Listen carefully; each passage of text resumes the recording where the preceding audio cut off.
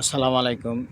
আমি আবার আসলাম ফতেপুর গ্রামে জনাব খোরশেদ আলম ভাইয়ের বাড়িতে তার অসুস্থতার জন্য কিছু মানবিক এবং আর্থিক সহযোগিতা নিয়ে। কিছুদিন আগে তার মানবিক সহযোগিতার জন্য একটি ভিডিও পোস্ট করেছিলাম।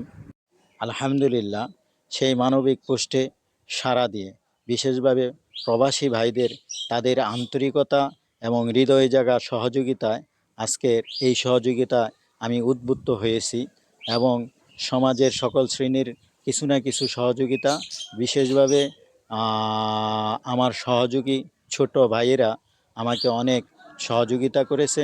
তাই আমি তাদের সকল সহযোগিতার সমন্বয়ে প্রায় 12,200 টাকা কালেকশন হয়েছে।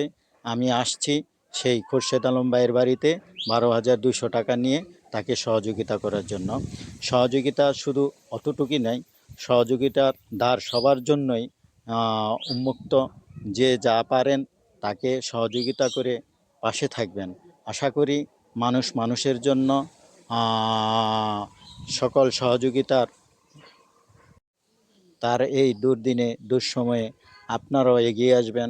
সেও বাঁচতে চায়, তারও জীবন সংসার আছে।